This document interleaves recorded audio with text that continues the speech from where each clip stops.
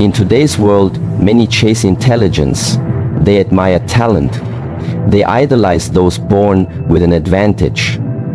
But what if I told you, you do not need to be born a genius to outperform one? In Shaolin, we do not begin with movement, we begin with stillness.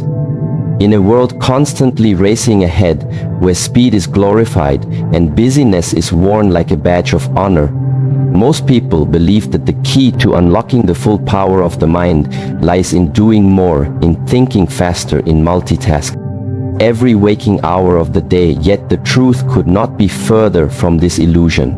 What many fail to understand is that the mind was never designed to function in chaos. It was not built to be scattered in 1,000 directions. It thrives not in noise, but in stillness. And in stillness alone begins the journey to overclocking your brain and outworking every so-called genius you know. The monk does not begin his training with movement before he learns to strike. He must first learn to sit before he learns to master the body. He must first master the breath, because without control of the inner world, the outer actions are weak, disjointed, without rhythm. So too must you approach your mind.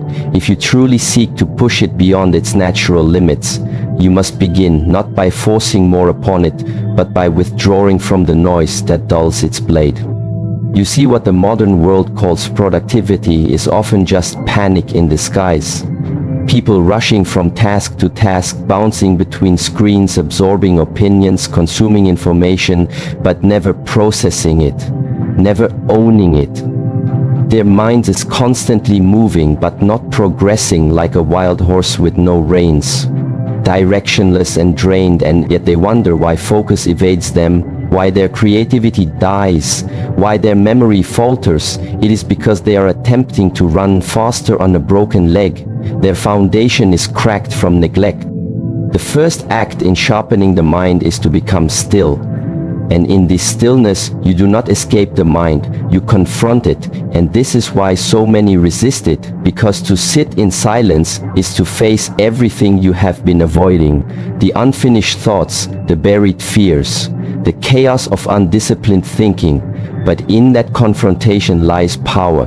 When you watch your thoughts as they rise and fall without chasing them, without judging them, something shifts within you.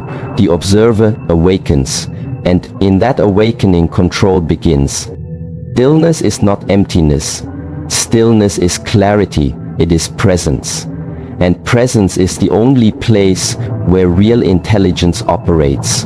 Because your brain is like a river. When it flows too fast, it becomes cloudy, muddy, dangerous. But when it slows, when it settles, it becomes transparent. You can see all the way to the bottom. And from that place of clarity, you begin to understand what the genius never will. That brilliance is not just a product of high intellect, it is born from mastery over the self. The one who can still their mind can command their energy with precision and direction. And this is what allows the mind to accelerate, to move faster, not through tension, but through alignment. When the noise is removed, the signal becomes strong. The brain fires without resistance. Thoughts are not competing, they are cooperating. Ideas are not lost, they are sharpened. And you begin to enter a state not of effort, but of effortless flow. This is what some call the zone, but in truth it is not an accident, it is a skill, and the gateway is stillness. In the monastery there is a reason we wake before the sun. We do not rise to rush, we rise to anchor ourselves in silence. We begin each day not with words but with breath, not with screens but with sky. This discipline is not ritual, it is refinement. It trains the mind to listen before it speaks, to see before it judges, to act from presence, not panic. And when you train this way, your thoughts become tools, not traps. You use them when needed and release them when finished. Like a sword, you keep sharp but sheathed. Most geniuses live in their thoughts, but they are often trapped by them. They have speed but not control. They have intellect but no inner peace, and so their gifts burn out. They get lost in complexity, while you, the disciplined one, rise through simplicity. And in simplicity there is speed, because clarity is the ultimate accelerant. When you know what to do, you do not hesitate. When your mind is clear, your actions are pure and your results are exponential. Imagine your brain like a machine, not overloaded but finely tuned. Each gear moving in sync, each thought building on the next. No friction, no resistance, just forward motion. And this machine requires maintenance, not just stimulation. It needs rest, reflection, recalibration. And that begins each day with one choice. The choice to sit, to breathe, to observe, to return to yourself. Because in that return, you reclaim the power that was scattered by the noise of the world. When you master stillness, you become unpredictable. You no longer react to the chaos around you because you are anchored within yourself. And in this world of frantic motion, stillness becomes a superpower. It is not slowness, it is control. And with control comes command. And when you can command your mind, you no longer chase success, you draw it in. You magnetize it, not because you are loud, but because you are aligned. The brain that is trained in stillness becomes immune to distraction, and this immunity is what allows it to outperform those who rely only on talent. Because talent without control is wasted potential, but discipline, cultivated through silence, becomes unstoppable force. And this force is not seen in bursts, it is seen in consistency, and over time it becomes undeniable, because while others burn out, you burn steady. While others speed up and crash, you stay grounded and rise. And so, to overclock your brain, do not begin with more, begin with less. Strip away the noise, strip away the rush, strip away the fear of missing out. Sit in silence, train your breath, watch your thoughts, and do not judge them. This is not meditation as escape, this is confrontation as transformation.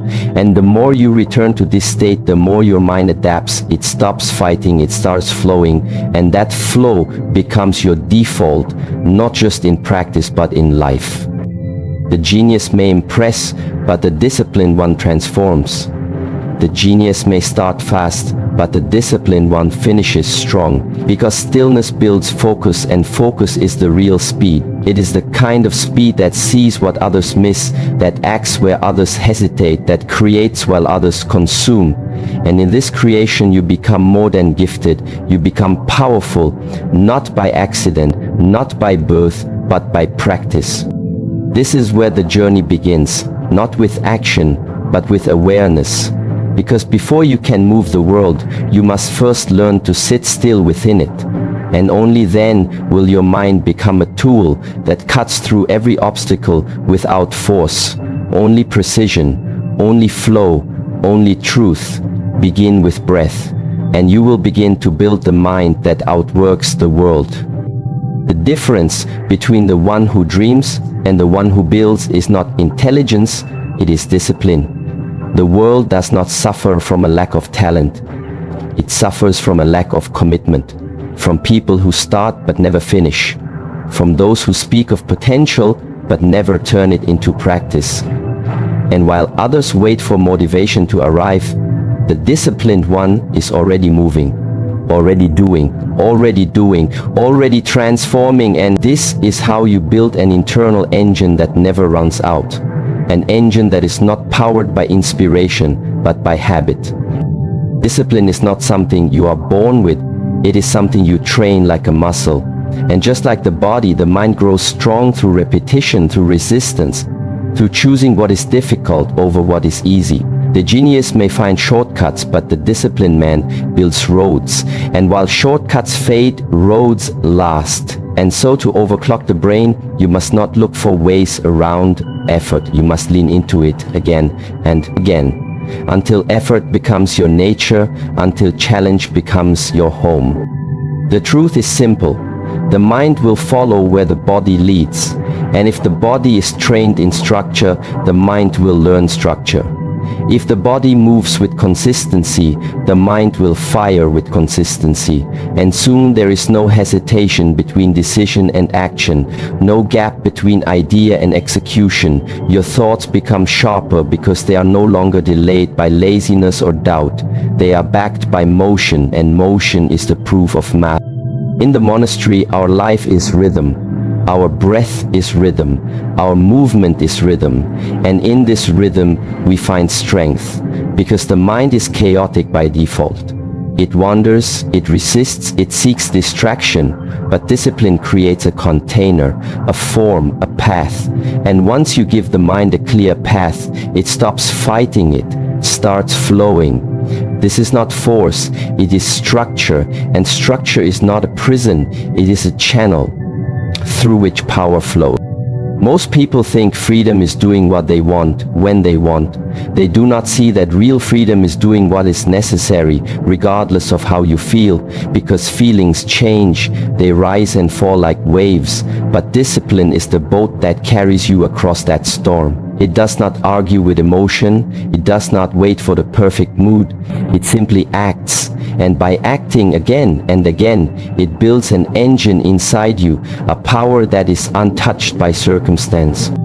If you want to outwork the genius, then you must stop chasing perfection. Stop chasing the spark and instead fall in love with repetition. Fall in love with the silence of showing up. Fall in love with the process so deeply that you no longer ask whether you feel like it or not. It becomes who you are. And in becoming this kind of person, you unlock a brain that is no longer limited by mood or time or energy, because it is supported by routine. It is powered by your ability to show up when others stop. The world does not reward effort once. It rewards effort, sustained effort that continues long after the excitement is gone. And this effort is only possible through discipline, because discipline gives you something talent never can: reliability. And in that reliability lies greatness, because to be good once is luck. To be good always is training, and the one who trains wins, not today but over time, and time always reveals the truth. To build discipline, you must be willing to be bored, to be tired, to be uncomfortable and keep going. You must learn to love the basics, the early mornings, the quiet repetitions that no one sees, because this is where the mind sharpens. This is where the internal engine is built, not in the loud victories but in the silent commitments. And once this engine is built, it does not stop. It does not break. It becomes your greatest ally, because it is not fueled by the world, it is fueled by your will. The disciplined man wakes before the genius has opened his eyes. He trains while others think. He reflects while others complain. He is not faster by nature, he is faster by rhythm. He does not run with bursts, he runs with breath, and every breath becomes a step forward. Every step becomes a layer of strength, and over time this builds something unshakable, something the world cannot give and cannot take, because it is earned from within. You must understand there is no breakthrough without breakdowns. And discipline is what carries you through them. It is what holds your mind together when everything else is falling apart. It is what says, again, when the body is tired. It is what whispers go when the mind says stop. And in this whisper lies a force stronger than talent, stronger than genius. Because it is not occasional, it is eternal. To train the brain, you must train the pattern, and the pattern must be consistent, must be sharp, must be sacred. You do not skip the steps. You do not break the code. You do not betray the process. You honor it. And in honoring the process, you strengthen the system. And when your system is strong, your thoughts are clear, your emotions are stable, your focus is locked, and your actions are unstoppable. There is no secret to excellence. There is only structure. There is only the decision to keep going when no one is watching, to do it again when the results are small, to keep your standards high even when your energy is low. And the one who can do this day after day begins to rise, not because of brilliance but because of resilience. And resilience is only born from discipline. And if you still believe talent will carry you, then look at those who had it and lost it. Look at those who rose fast and fell just as quickly. Because without the foundation, without the engine, they could not last. And you who choose discipline, you will last. Because what you build is not fragile, it is forged in difficulty. It is built through sweat, through sacrifice, through silence. Your mind begins to overclock when you no longer rely on motivation but on method. When you no longer seek hacks but build habits. When you stop chasing results and start honoring the practice. And with each repetition, your brain becomes faster, not because it is pushed harder, but because it is directed better. No scattered thinking, no wasted effort, only pure efficient power trained through daily devotion. So if you truly want to outwork every genius, do not look at their talent, look at their patterns. Do not admire their moments, admire their consistency, and then go build better patterns, go build stronger consistency. And while they fluctuate, you will ascend. While they hesitate, you will strike, and while they pause, you will continue, and in continuing, you will overcome. Discipline is the language the brain understands best. Speak it fluently, live it fully, and soon the mind you once doubted will become the tool that surpasses them all. The mind was never meant to stay the same. Its power lies in its ability to evolve, to stretch, to become more than it was yesterday. And this evolution does not happen through wishful thinking. It happens through pressure, through force, through challenge, and most importantly, through conscious input. What you feed your brain shapes the limits of what it can become. And if you want to outwork every genius, you must begin to consume differently, to think differently, and to demand more of your mind every single day. A blade grows sharp not by resting in the drawer, but by being drawn across stone. And your mind is no different. It cannot grow through comfort. It must be sharpened daily. And the sharpening happens in silence, in study, in solitude, in choosing books over noise, in choosing reflection over reaction. And this choice, repeated daily, becomes fuel, not the kind that burns quickly, but the kind that builds endurance and intelligence that lasts. Most people underestimate how much power is being stolen from them by the things they choose to consume. They scroll endlessly, they listen without questioning, they accept without analyzing, and every time they do this, their brain grows dull, lazy, reactive. Their thoughts do not belong to them. They are echoes of what others have said. Their beliefs are not chosen. They are absorbed passively, and they wonder why they cannot focus, why they feel tired, why their creativity has vanished. It is because their mental diet is full of poison and emptiness. To train your brain, you must feed it like an elite warrior would feed his body. With intention, with precision, with clarity. Your input must match the output you want. If you want depth, you must read deeply. If you want clarity, you must write often. If you want to speak with power, you must listen with purpose and filter everything through your own awareness.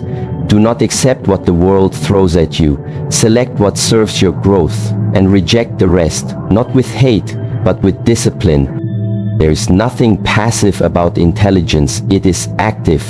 It is hungry. It searches, it questions, it challenges itself constantly.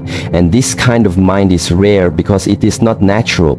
It is trained through hours of focused learning, through hours of thinking without distraction, through hours of building thoughts that are yours, not borrowed, not stolen, not echoed, but built. Word by word, insight by insight, and only this kind of thinking creates a mind that stands above the rest. You feed your brain with the right material, something changes inside you. Your language sharpens, your vision expands, your thoughts gain weight, and your energy becomes contagious, not because you are louder, but because your words are rooted in something real, something deep, and that depth cannot be faked. It is felt. And when people feel it, they listen. And when they listen, you lead, not through force, but through presence. You must become intentional with what enters your mind. Protect it like a temple, because once you allow noise to enter, it spreads. Once you allow lies to enter, they stick. Once you allow weak thinking to take root, it will grow like weeds and choke out everything valuable. And so the task is simple but not easy. Guard the gate. Choose your thoughts, choose your inputs, choose your mentors, choose your questions, and let them lead you to answers that expand, not shrink, who you are. The monks do not fill their minds with everything they can. They focus on the essential. They seek the timeless, not the trending. They value wisdom over information because they know information without wisdom is noise. And noise is the enemy of power. And so if you want to overclock your mind, you must stop chasing more and start filtering better. Read the best, reflect on the best until it becomes part of you. Not just words, but ways of thinking that guide your action. Do not confuse being busy with being intelligent. The world is full of people who know a little about everything, but understand nothing deeply. They chase facts, but miss truth. They gather knowledge, but lack wisdom. And so they fall when pressure comes, because they have no center, no core. But when you feed your brain with discipline, with purpose, with questions that demand effort to answer, you build something solid, something unshakable. The quality of your thoughts is the quality of your life, and your thoughts are shaped by your inputs. So every video, every conversation, every book, every moment you spend listening is either sharpening you or weakening you. And if you want to rise above the average, you must start thinking above the average. And to think above the average, you must stop consuming what average minds consume. The hard truth is, you become what you allow. And most people allow too much nonsense to live rent-free in their heads. Imagine your brain as a garden. What you plant today becomes your mind tomorrow. If you plant confusion, you get anxiety. If you plant distractions, you get disconnection. But if you plant clarity, reflection, discipline, and truth, you get a mind that works with you, not against you. A mind that moves forward, not in circles. And once you build this kind of mind, no genius can match you. Because your thinking is not scattered. It is structured, not reactive but responsive, not emotional but focused. This transformation is not immediate. It is earned, it is built, it is carved into you through daily rituals. Read with depth, listen with attention, think with intensity, and speak with awareness. Do not allow the world to shape you. Shape your world by shaping your thoughts, and shape your thoughts by mastering your inputs. The one who chooses what they think about has already won half the battle, because their thoughts are no longer accidents. They are tools, and tools build empires. And if your mind begins to resist, if it fights back, if it gets bored or tired, know that this is the point where most people stop and where you must continue. Because every time you push past that resistance, you create new pathways, new connections, you expand your capacity, and you begin to move faster. Not because you are rushing, but because your thoughts are aligned. Because your energy is not leaking into distractions, but directed into clarity and execution. The world may celebrate the loud, but it is the deep thinker who truly leads. It is the one who trains his brain like a monk trains his body, who sees what others miss, who acts with precision, who builds with purpose. And this man is not a genius by birth, he is a weapon by training. And that training is mental, it is internal, it is invisible, but its results are undeniable. So do not wait for intelligence to appear. Do not hope for brilliance to emerge. Build it, feed it, shape it, and your mind will begin to do what others think is impossible. Not because you are better, but because you are disciplined, because you are aware. Because you chose to feed your brain what it needed instead of what was easy. Thoughts are fuel. Choose them wisely. and your mind will never run empty. The greatest strength of the mind is not how fast it thinks or how much it knows, it is how still it can become in chaos. Because in stillness, all noise fades, and what remains is clarity. And in clarity, you act with precision, not panic. You move with intention, not impulse. And to overclock the brain, to outwork every genius, you must learn to master not just action, but silence. Not just energy, but awareness. Because without awareness, all movement becomes noise and all effort becomes waste. In the monastery, we are taught that the man who cannot sit still will never stand strong, that the man who cannot observe his thoughts will never master them. And this is why the highest discipline is not found in force, but in presence, in being fully here in this moment, not pulled by the past, not dragged by the future, but rooted and awake. And it is in this awakening that the true power of the brain reveals itself, because now you are no longer reacting to life, you are shaping it with attention. Most people live like leaves in the wind. Every thought pulls them, every emotion controls them, every distraction wins, and their mind becomes scattered, weak, fragmented. But your brain is a weapon, and like any weapon, it must be held steady or it becomes dangerous to its master. Without inner stillness, it's like fire without form. It burns, but it does not build. It reacts, but it does not create. And this is why silence is not emptiness, it is potential. And only the one who learns to hold it can truly think beyond limits. Mental focus is not just about eliminating distractions, it is about choosing what matters and locking into it with your full being. And this kind of focus is rare because it is not found, it is forged through rituals, through breath, through space, through training the nervous system to slow down even when the world speeds up. Because once you slow down inside, everything outside becomes easier to manage. You do not chase the moment, you become it. In becoming it, you move through life with a mind that is always ready, always sharp, always aware. You do not need to do more to become powerful. You need to do less, better. You need to stop pouring your energy into everything and begin channeling it into the few things that truly move you forward. And this is where awareness becomes your greatest ally, because it shows you what is real and what is noise, what is vital and what is ego, what is growth and what is escape. And once you see this clearly, every step becomes aligned, every action becomes pure, every thought becomes effective. This is how you overclock the brain, not by force, but by flow. And flow only comes when the mind is not fragmented but whole. And wholeness is only found in presence. And presence is only built through practice. Sit, breathe, observe, repeat. Not for the sake of tradition, but for the sake of transformation. Because your mind is not designed to be on all the time. It is designed to work in rhythm. And rhythm requires stillness as much as it requires motion. You must learn to feel your own mind, not just think with it. Feel its patterns, feel its resistance, feel its speed, and then guide it, not like a slave driver, but like a master, with quiet authority, with silent strength, with grounded awareness. And this guidance is what separates the one who burns out from the one who builds up.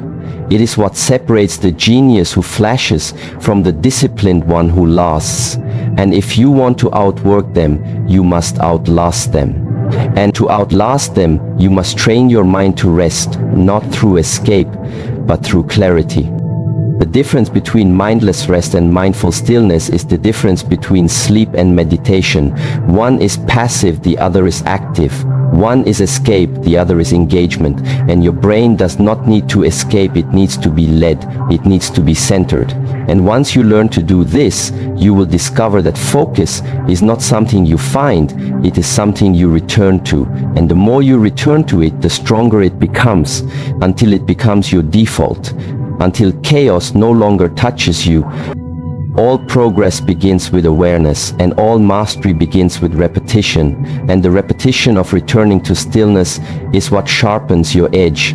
It is what gives your thinking depth, your speech weight, your action impact. And while others rush and chase and panic, you sit, you breathe, you see, and then you strike.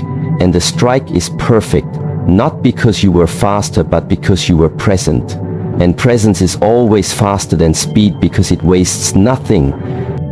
You must remember the mind does not need more time, it needs more attention. And attention is not scattered. It is single, it is pointed, it is directed. And the man who trains his attention trains his future, because where attention goes, energy flows, and where energy flows, reality forms. And so if you can hold your mind steady, you can shape anything around you, not by force, but by focus, not by effort, but by alignment. Stillness is not the absence of movement. It is the source of powerful movement. It is the place where all genius begins, because only in silence do real thoughts rise.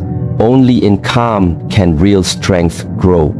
And only in presence can you access the full depth of who you are and who you can become. So while others laugh at meditation, while others mock silence, while others chase the next thing, you train in the oldest way, by sitting still, by breathing deep, by becoming whole.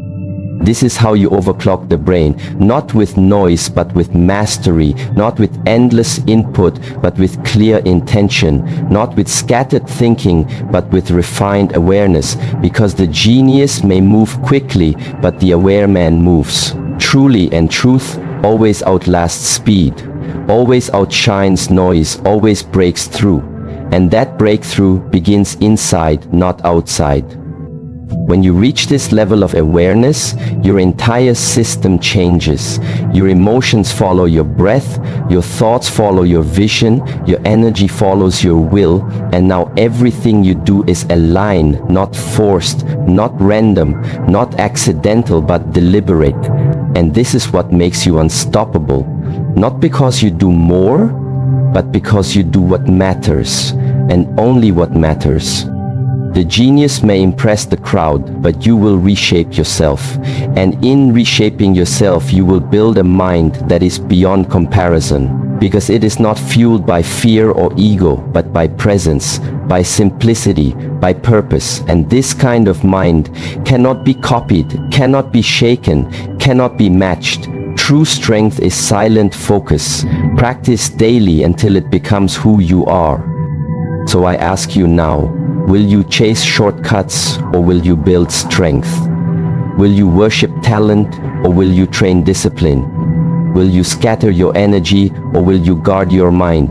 If you wish to surpass the genius, stop trying to be like them. Instead, become something stronger, a master of self. Because in the temple of excellence, it is not brilliance that opens the gate. It is discipline, and it is the key you already hold.